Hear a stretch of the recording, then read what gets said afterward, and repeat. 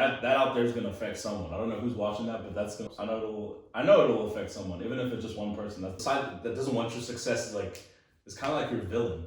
It's like yourself, because at the end of the day, it's just you versus you in this world. Yep. There's a lady who's sure. What's up, guys? We're back today with another episode, new location.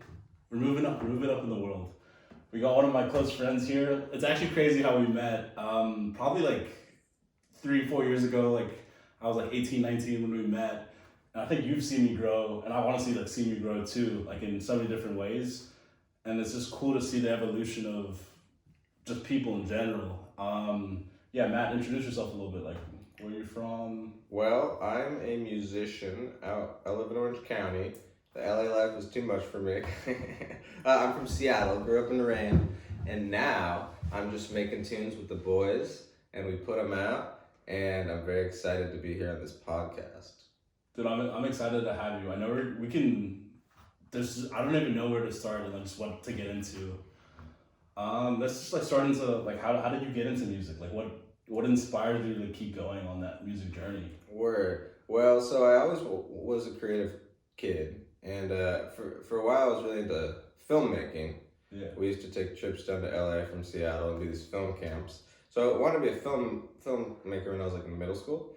But then I hit puberty. I started getting really angsty, and my parents got divorced simultaneously. So I was like, so confused.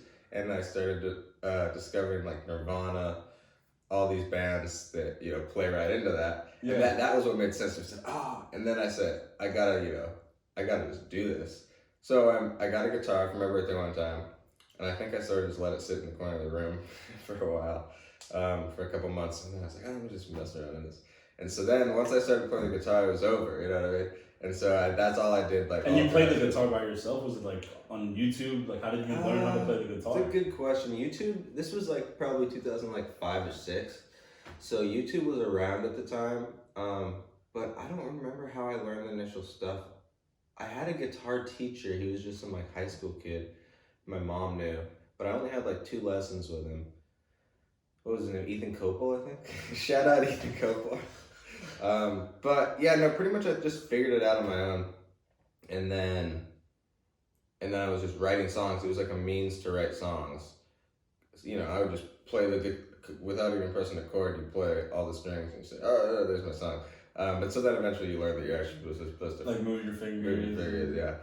And then I was recording too, because you had Audacity. These really, really rudimentary recording software on the computer. Like how long was this after you like learned to play guitar? Were you recording? It was immediate. Like immediate? Okay. Well, it was at the same time, because I was like, I have this cruddy recording software on my computer. Let me just like I didn't even know how to play guitar. And you were like 8. How old were you at the time? Like 18? Like no, I was like 12 probably. Oh, 12, damn. Yeah, and so I've been recording. Like recording is playing to me in many ways, you know what I mean? Like they grew together. So yeah, and then I just kept doing it through high school and got better and better. And then I always try to form a band with my friends, but they were like, I went to a really small school, so none of them were really that into it. Then in college, I formed actual bands. We started playing house shows and stuff, and it was just a dream. I was living the dream, and then here I am in LA. In LA. So, what would you say has like been the biggest like leap in your music career? I think I know what it is. It's like you moving to LA. I remember that's when we first met. I think I met you on the like 3rd day that you moved into LA or something crazy like that. True. Well, I did move to LA. I sort of had a band before in Seattle that was falling apart. And I had always wanted to move to LA. It was a great source of strain in my relationships, because I was like, I'm gonna move to LA in like a year. Like, sorry, that's just the way it is. So like, people were like, oh, But anyway, so it was sort of like I have this thing of destiny in my mind where it's like, I always know now I was gonna move to LA. I always had like a calling. We used to take trips to LA. I was working in Issaquah. We'd save up our money, go rent to like Audi. You said you were working in Instacart? No, in Issaquah. That's in Seattle. Okay. That's like Seattle place. Okay. So we would save up money, me and my cousin, who's an actress down here now. Yeah. And we would just fly to LA, rent a car, just cruise around, just live feeling like LA, So I was always drawn to the vibe of the city. And eventually, I always knew I was gonna move there, always, since I was like in high school. So then I just did, left sort of everything behind, which is the classic story. So you leave everything behind. Would you consider yourself a successful artist like right now? I think with the music that we're making, it is the highest achievement that we've ever done. In terms of what, like quality? Yeah. In terms of quality, in terms of potential, in terms of we're living the potential of the songs, the quality. I feel very successful in the actual art. I feel like whether lots of people end up hearing it or not, like at least I'm gonna be able to show my grandkids these masterpiece albums. I don't want to toot my own horn, but feel like they're masterpiece albums. I feel like which one specifically, like right now? The one that we did in Tehachapi that hasn't come out, I think is a masterpiece album. The Great American Novel is already out. It's a little out there for the general population, but take that as a challenge to yourself and go listen to it. But yeah, I think it's masterpiece albums from here on out. You know what I mean? So that's all you want to produce. So if a masterpiece album takes a year for you to produce, are you fine with that? But you're only gonna it usually takes more than a year. You're only gonna release things that you consider masterpiece, like from now on. Of course, I mean I've tried to always do that, but looking back, we're still finding our groove for a while. But I've been doing this for like 20 years almost. Yeah. So like and I've been doing it with the same people for the last 10 years. So we have a process that we've honed, and we just go do it. And I guess your name is, his name is Watson Moon. That's not the band name, but that's your specific name. Well, I like to call it the Watson Moon, like the Pink Floyd. Okay. Because it's like a band, you know what I mean? I for a long time I wanted it to be my solo project, but my buddy Andy and Rob are like, they get 25% of the songwriting credits. So like it is a band. So they both get 25%, then you get 50%? Yeah. But we're going into the money side a little bit. Yeah, if you want to go there, because I write all the songs, but they help with the composition and like all the other stuff, and throw a lyric in here and there, and the production. They do a lot, So. Okay, but you guys have been together. You said for over like 10 years. Like, yeah, I've worked with Rob in various bands for almost 10 years now, and Andy I've worked with for like 5 years. So yeah. Damn. It's exciting, man. It's exciting to be, but so that's the conflict of like, yes, I feel like I'm living up to my potential in the music. Now, getting people to hear it is always the eternal battle, Yeah. But would you, like with social media, there's like TikTok and all these things, would you want to go in that route and like be posting on TikTok? We already have. Oh, you already have? Consistently or? Every day, yeah. Shout out Lucy. We have this, Lucy's younger, she's like 23 or something. And so she knows, she's about that TikTok life. I don't like social. Would you consider? Is she your marketer? Would you consider? Yeah, I would consider her the marketer. She's great. Shout out Lucy. Thank you for what you do. And but I don't really even have TikTok on my phone because I don't trust the Chinese government, the CCP. Yeah. And I'm just too old for that. It's just so addicting, and it's just not where I want to be. I'm the exact same way. That's why I still haven't downloaded it to this day. That's what I do marketing as well. So I know they just want to keep you on the platform. If the platform's free, you're the product. Is that what to say? Yeah, you're the product. Yeah. Yeah, totally. Yeah, it's not good. But but yeah, that marketing side of it is very alien to me. I've tried, I've never really been good at it. Have you ever like done paid ads or anything? Yeah.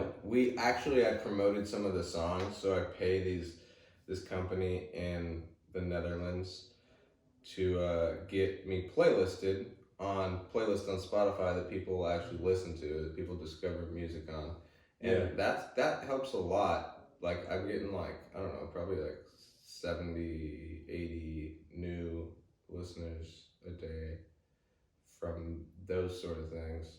Okay. So and then Instagram ads I'm gonna do more of, because I think if you just like do a cool video with your song in it. And how much are you paying the people from the Netherlands? It's like $70 a song. Oh, $70 a song to be on a specific playlist. That's not that bad. It's not 70 to like 80 listeners. Well, yeah, but that's a day. A day, yeah. Yeah. So you get 70 a day to be on a playlist. Yeah, exactly. No, it's not $70 a day. Okay. But like 70 new listeners a day. Okay, yeah. But how much is it to be on the playlist? Like roughly? $70. Okay, for the whole time. Like, yeah, I don't know how long they'll stay on there. Probably like a okay. month or two, but Yeah. There's just like questions, I don't know, just to consider, and like, so when you're like paying for the playlist again, you can like be like, oh, how do I don't know, tackle this the wrong way? And you have, like, at least now you have some knowledge about like how to get onto bigger playlists and. well, it's the ultimate challenge in the industry is how the heck do you get heard? Like Rob and my other two bandmates are on a big label, Anti, with their other band. So they so they're on another band as well. They have two other bands. Well, actually, I guess Andy only has High Pulp. But the label does some promotion for them too, you know, because they book the tours, they have a tour manager and stuff. So they have that going for them, and they do promotional stuff, and they pay for music videos and stuff.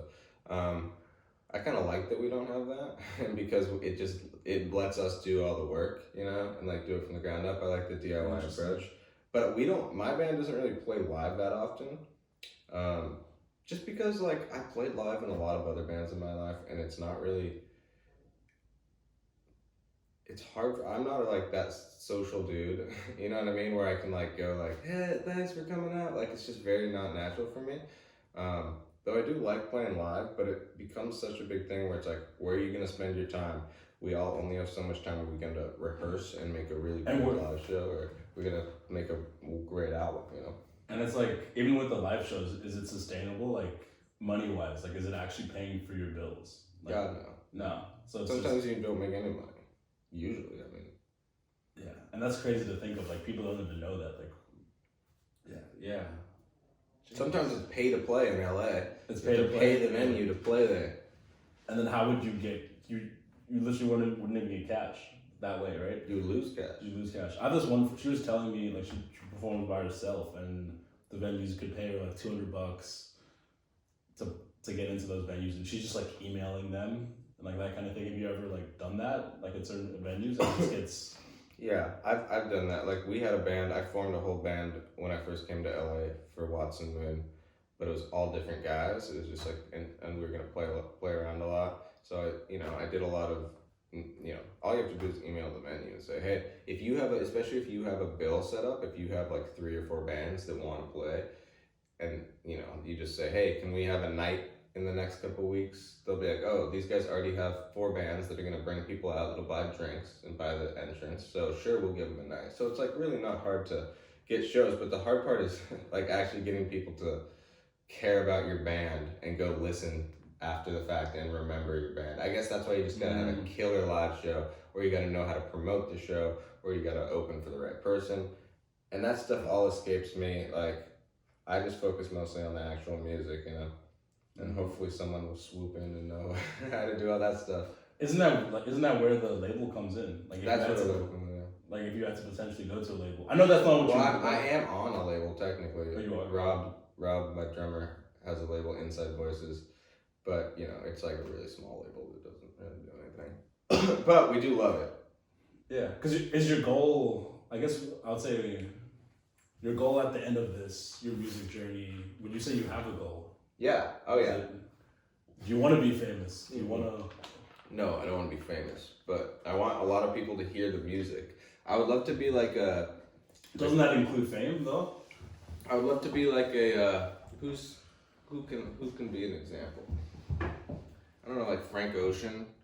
Like I don't want to be as famous as Frank Ocean, but Frank Ocean is a dude who like is reclusive, and he doesn't like get scandals in the press, and he doesn't like have to like, you know what I mean? Like people are gonna recognize him when he goes out in public and stuff.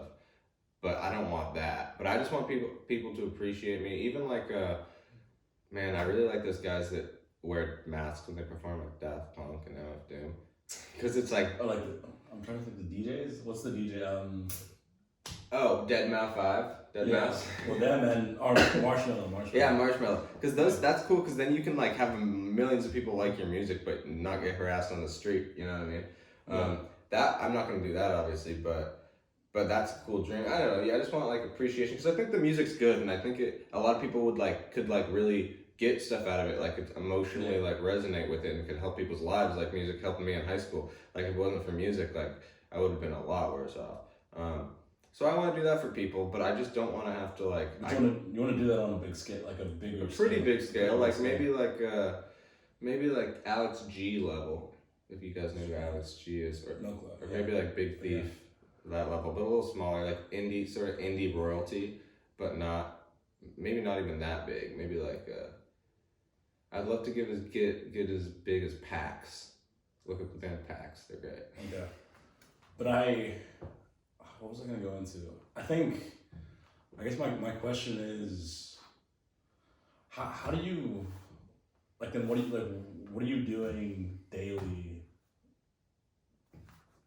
to move that forward? Because I know you're working the 9 to 5. Like, tell people what you're doing to keep the music dream alive.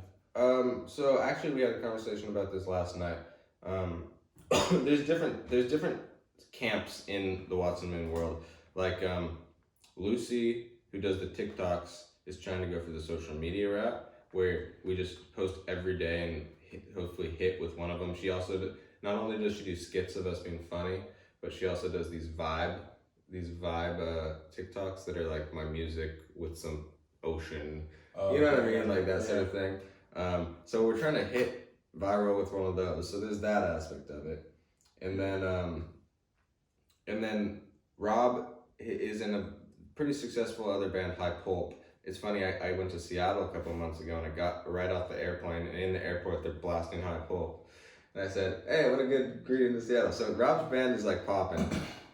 So Rob keeps telling me, hey, just once we get really successful with High Pulp, we'll push you on, which of course is true because Rob's a true homie. So there's that element of it, and then there's the element where we were label shopping sort of with this new album that we have recorded but it's unreleased, so we can like shop it around and be like, hey, which label wants to put this out?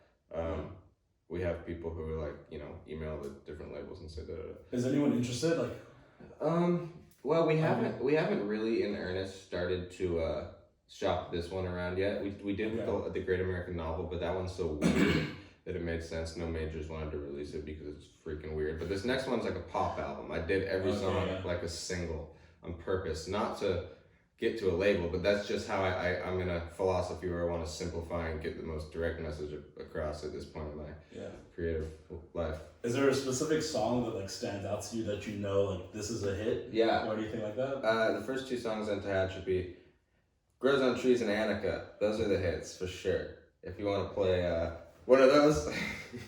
No, like, I think it's interesting because I was listening to this documentary on YouTube about like Fetty Wap, random as hell. He's a good guy. But his song, one of his main songs, I think it's Trap Queen.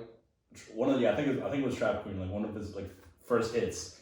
It came out blew up in 2016, but he released it in 2014, and they knew it was a hit. They like knew it was a hit, and it's just crazy how like one hit can just like sit there for so long. True. Even who's the guy with the crazy hair? He has like the mullet. He has like a mullet and like a bowl haircut. What's his name? A mullet and he has blonde hair. He's like really weird. Lil Xan. Not Lil Xan. But he's like that like country. Anyways. Oh, Post Malone. Not Post Malone. Not Post Malone. I don't know. Man. Anyways, yeah. I think it's just interesting like how you can wait on that like one song. For years. Totally. We might. Who knows? We might have already released it last year. And See You Out There, our first album. But I think it's like what I've heard about like XXXTentacion, like what he did to get on like Adam22, the podcaster, like he introduced like a whole bunch of like upcoming rappers. How they got on his show when it was popping was they went on his Instagram, created like bot accounts, and then just like messaged and said like, oh, you have to get this guest on, and they were like kind of like on the wave of being popping, and they were just doing that every day. And his fans were? No, they weren't even fans. They created fake accounts. Like his friends, and it worked? And it worked, yeah. That's awesome. And it worked. Like that's literally what they did. Like there they would just do that every day. Yeah, they would do it on Twitter, Instagram, and that's amazing. Yeah, we should try that. You just create like, I don't know, like I think it's about like being innovative in like some sort of way. Yeah. Definitely creative and outside the box, because it's like a lot of people would just say that's not going to work, you know what I mean? But of course it does. It's like how Lil Wayne, to get famous, Lil Wayne would just go hang out in the record label office every day And then eventually they're like, yo, you want to be in Hot Boys? We're forming this group. Like, you want to be in it? He's like, yes. You know what I mean? Like, people would be like, that's stupid. You know what I mean? But hey, he's Lil Wayne. No, but I guess like my point in saying like all those things is I'm also like proud of you like for not like giving up. If that makes sense, because there's so many people that will just like give up on music and like not play and not do music. And... Yeah, well, bro, that's because it's never been about getting popular for me. Like, I'll be making music at a high level, even if like, you know, nobody's listening to it, just because it's like, it's about, you know what I mean? It's just about having it, and like, it's about the expression. Just like, all right, I did this, and I'm very proud of it, and that's me. That's it. And if people enjoy it, I would love that. But like, just to have it is, you know, that's it. Like, what were the times like when you didn't want to make music? Like when you were sad or... No, that's the time I want to make music the most. Oh, when you're sad, yeah? Yeah, for sure. Not too sad. When you get too depressed, you can't do anything. But you mean when I want to write music? No, when you like didn't want to... Oh, you when I wanted to give up. When you wanted to give up, yeah. When you were like... Oh, I have periods of like that, but like... I'm just like an emotional dude. I go through like all sorts of periods. Like, I don't want to make music anymore, but I always will. You know what I mean? Like, I always will make music. So they're all kind of just like superficial. Like, wah, wah, wah. Yeah, I get that. I'm going through like times like that, like this past year with my agency, where it's like, do I believe like my niche is working? Do I believe this is actually gonna work? Do I believe I'm actually gonna make money? And there are periods where I just like feel like giving up and like letting go, and I don't know. I guess what pushes me personally is knowing like the freedom that's like my agency's gonna give me, my advertising agency's gonna give me. Tell me more about this agency. So I do advertising on like all social media platforms, particularly like Facebook and Instagram, and then I also like build websites with this software called Go High Level. You can like build templated websites and just like duplicate those websites over and over again. And you can do with the websites. The software is cool because there's a whole bunch of other like little, like there's, if you've heard of Calendly, like they have like their own like Calendly like software integrated in the website, and it's like an all-in-one package. They have like MailChimp and all the stuff that it can do. That's like all included in the software. But I'm sure that sounds complicated as hell, and it was like for the longest time I was just trying to like learn how to do all this software, and I wasn't focusing on like the sales aspect, and like I'm transitioning now into like focusing on the sales aspect. And it's like when I get a client, then when I get more clients, like I know how to build websites and run ads, like those are things that I know how to do, but there's like little things in the software that I don't know how to do and integrate yet, but it's like I don't need to do that yet. It's like in my head I'm like, I want to make money first. Yeah, but you got with the things that I know how to do, which are like run ads and like build the websites, and then it's like I can integrate the other stuff, and it's like I can always hire people that know the software. Yeah, well, that's how. Yeah. I'm gonna want to have you build a Watson Moon website, brother. Dude, yeah. It could be fun.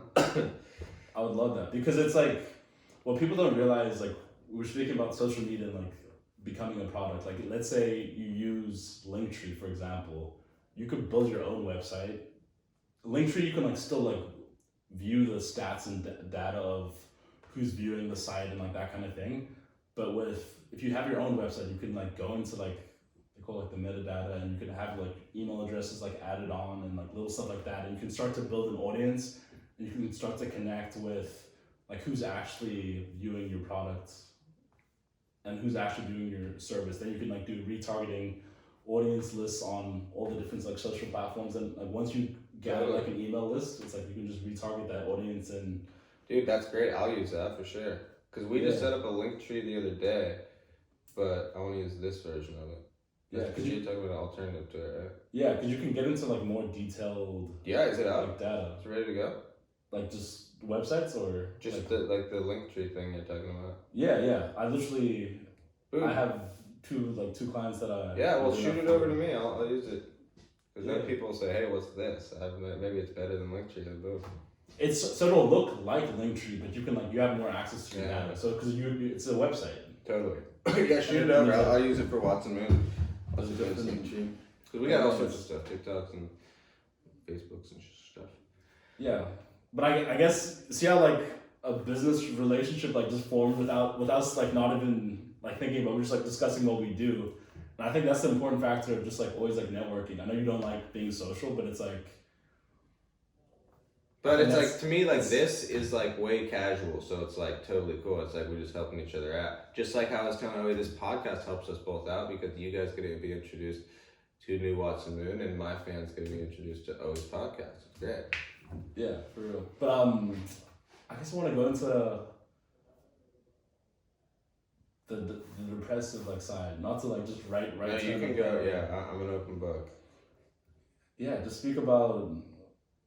I guess like I've seen you in like dark periods, and I've spoken to you in dark periods, in your life. But I like speak about those times and like how you are here now. Like what kept you going? I'm not. It's gonna be something I always deal with. I just have depressive episodes, so I'm never out of the woods. I've learned in my, like, when I didn't know how to deal with it, it was the worst when I was like a teenager because it just came on like with puberty, you know. I started getting very depressed. But not, you know, just it almost seems random. It almost doesn't seem like it's really triggered by anything in the environment. I'm sure it is. But I'll just get into these depressive episodes where I can't leave my bed and I start blowing off everybody who's trying to contact me because it's just too much. Everything's just too much to deal with. And everybody, you know, your mind gets distorted. Everybody hates me. And, but, yeah, it's a very powerful little thing that your brain starts to trick you and it feels very real. But, you know, I've gone through it enough that I realize that it is just your brain playing tricks on you. So you just got to do anything to break the cycle. You feel that way, you got to take a walk. You got to go, even though it feels like the hardest thing in the world, you got to go over to your buddy's house and let them be like, Matt, you're being a little wimp. You know what I mean? That helps for me. Like, yeah. Matt, just like, why are you being wham? Snap out of it, you know? Would you say there's like a lead up to the, like, can you feel it when it's coming? Would you say there's a cause for it, or? I can feel when it's coming, and it's like a momentum thing. Okay, yeah. It's like you feel like a little bit like, as far as if an event in my life triggers it, it's hard to say. Is it like you, as an example, like maybe music's not going well, or like the songs like not getting as outreach, and it's like you don't feel worthy? No. Not like that, no? No, it's not. Is it like more smaller things in just life in general? Or how would you... It just seems kind of random, like it comes in just waves, but I don't know. It's like, you know, I So what could trigger it, like, for you? Like, really, like, take a second to think about it.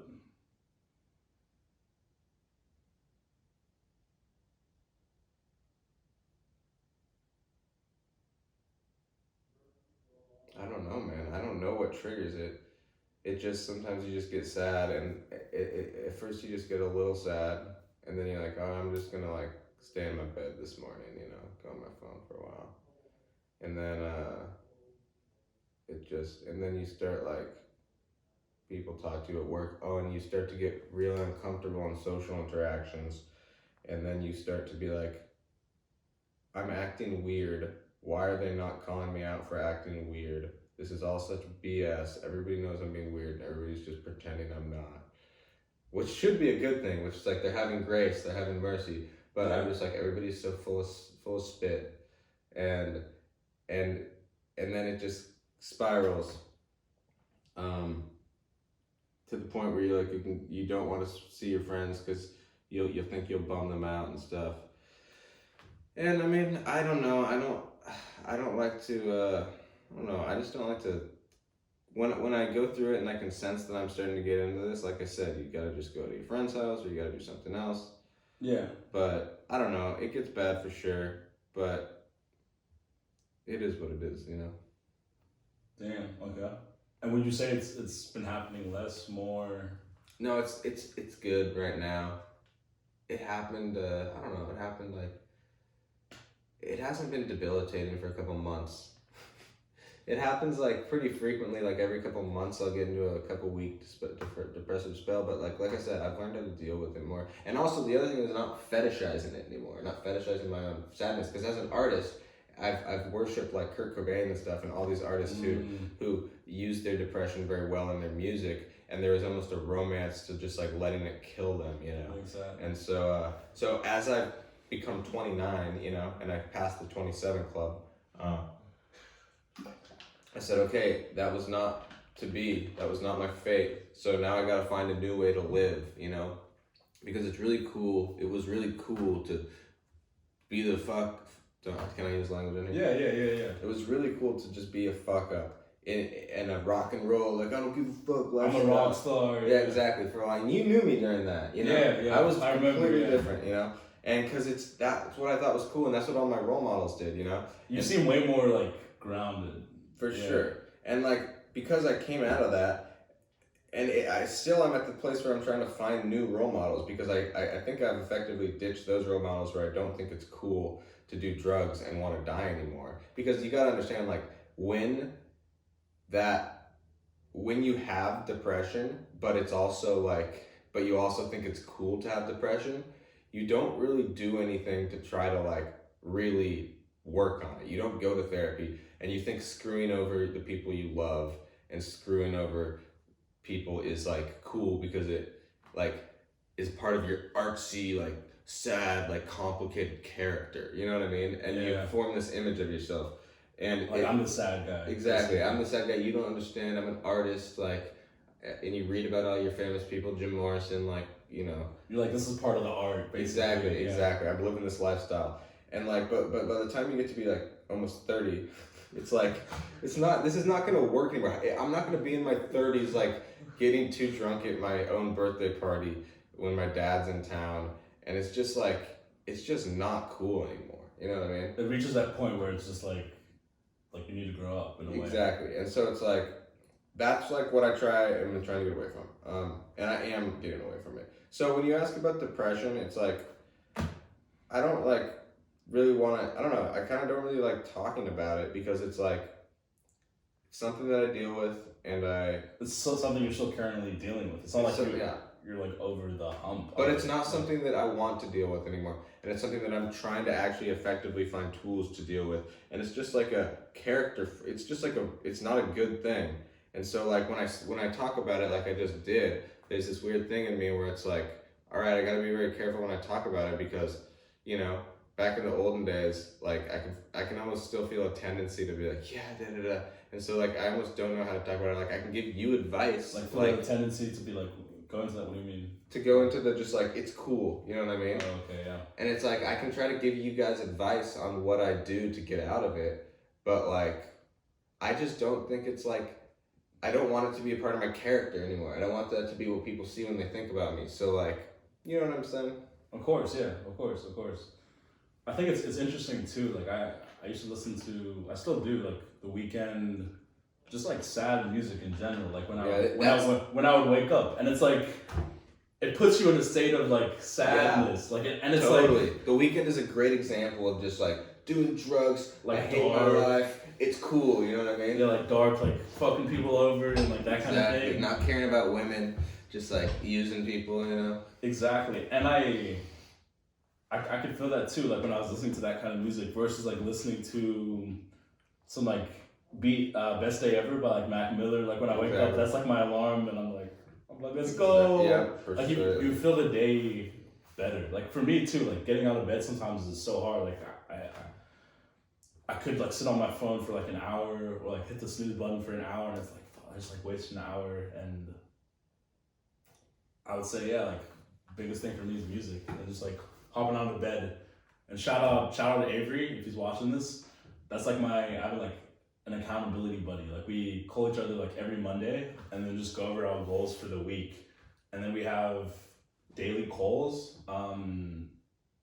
like 7 a.m. just like what we're gonna do today, if that makes sense. So it's like we have like check-in goals, which is, it's like cool to have someone that I'm like doing that with. And I'm like, he's seeing me grow, I'm seeing him grow like on his journey. It's like we're not bullshitting each other. It's like there's friends that you have like that'll check in like every like 2-3 months. Like I feel like we've been doing that too, but it's like we're not checking in on each other like on a deep enough level. That's a beautiful thing. Like I wish I had that, you know. And I have at some point, but that's a beautiful. I should probably find someone like that to do. It helped me a lot. Yeah, just like to go on that journey with together. You guys don't have to be doing the exact same thing. Of course, but it just feels good that you know you have this scheduled up. It's like kind of like having a buddy that you go to the gym with. I remember like me and Matt used to. I think we did this for like 2 months, 3 months. We went to the random hikes. Oh yeah, and we meditated on Sundays, and we That's meditated. so fun. Yeah, I always wanted to go back there in the Malibu Creek state. Yeah, I remember we went to. I remember we went on that random like hike in the woods that we found like on the like random corner, and there was like all those like World War. Yeah, the cars and stuff. And the cars in the canvas. Creepy. This like one, it was insane. It was fun. It was a good time. But with going back to the point, it's just like I think it's good to just tell people like how you're feeling, and like having just a community and a system that's going to keep you accountable. Agreed, totally. One thing I wanted to bring up about the whole depressive artist thing is in regards to my own music, I kind of like the Great American Novel that just sort of came out, but it was written back when we were hanging out heavy. I can just see the just like death in it, the death worship. It's dark. It's a dark album. And so to me, like, and that coolness, that thinking like death and drug addiction is cool, is in that music. You know what I mean? Yeah. And so like,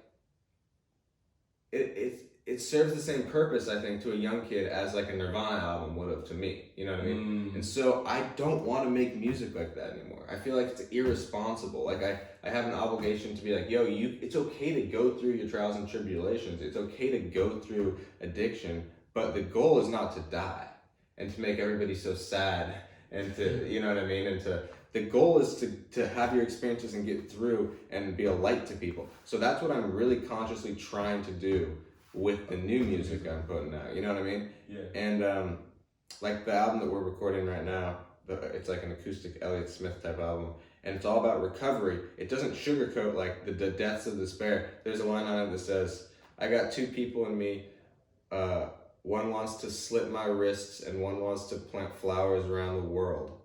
Damn. You know what I mean? And that's so real though. That's the duality of just like who we are as people. Exactly, and that's how I feel. And it's like which one is gonna win? Well, it's the side that you give your emotional, it's the side that you give power to. Yeah.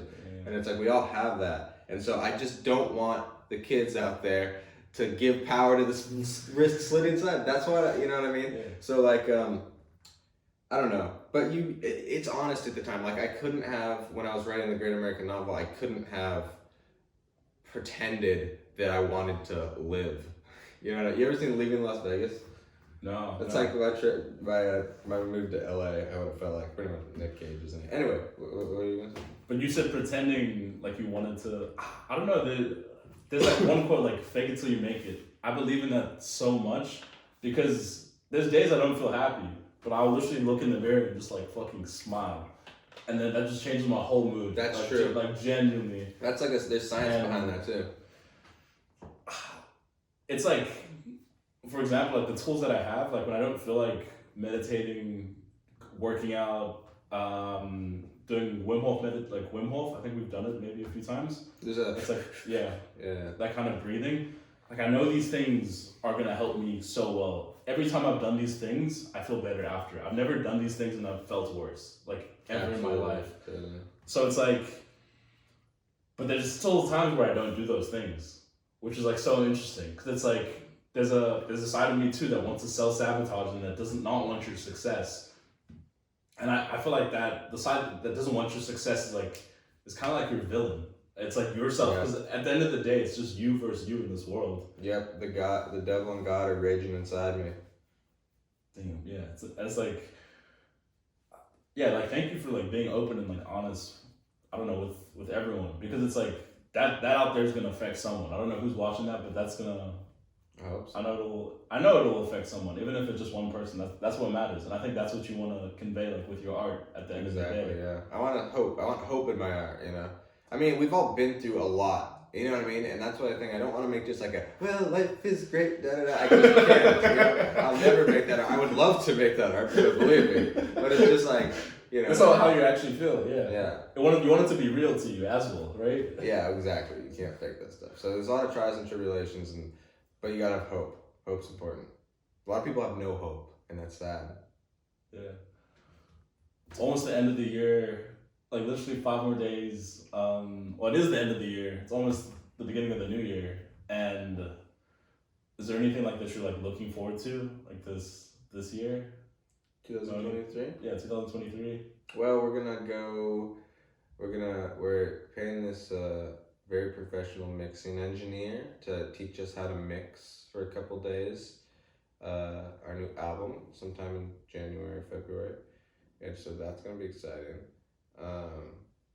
Let's see, 2023. And then we're gonna keep recording this album. I don't have any really like big plans besides just making new tunes. I kind of like my life. I just work in. I know all my coworkers. They're great, and I have some good friends settling into my life.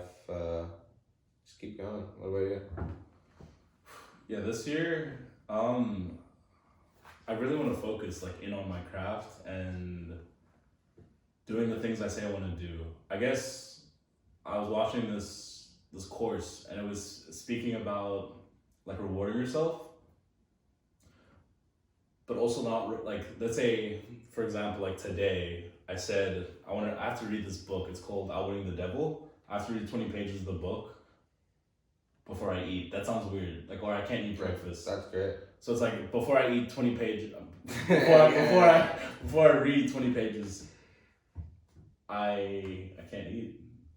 And that's like, it's a good like mechanism, and you can do that with like smaller things. I wouldn't do that to, like I usually don't eat before 12 p.m. Like that's just like what I do. Like it's like intermittent fasting, and it works for me. But like another example, like this weekend, I can't go out unless I finish one of the videos I'm editing today. Like I can't go out with my friends, and I want to go out with my friends. That's a reward for me. So it's like I need to sit down and be disciplined and like put in the effort to do that. So like I've been challenging myself with those like little, I don't know, it's like little mind tricks and like mind hacks in that way. For example, like let's say you wanted to go like with your favorite meals like poke. You know that. I just took a guess. Okay. But like let's say you wanted poke like during the week and you're like, oh, like I don't want to buy it, like I can't afford it, or you can only afford it for like one day of the week, and you wanted to record like a certain amount of hours and be in the studio a certain amount of hours, I'd be like, you have to be in the studio 10 hours, then at the end of the week you can buy poke. And if you're not in the studio 10 hours, you don't get to buy poke. Yeah. And like you do that until you can fucking hit those 10 hours, then you buy poke. And when you have that poke, it's gonna feel so good. Like better than if you just like go and buy it yourself. Poke, go get it. Yeah. Exactly. And I think that's what we all do is like, as people, we just consume, and we just, like most people in the world like can't just drink water whenever they want. They can't just go get food whenever they want. Like that is the majority of the world. Like America's only 350 million people in the world. There's a whole other 6.5 billion people. Yeah, like the Chinese people in the CCP, we gotta free the Chinese people and support their protests. Screw communism. Screw communism, and also they're locking up the Muslims in concentration camps, and that is not acceptable, and we ought to be doing something about that too. All right, just my little plug. But so anyway, is that the podcast or no?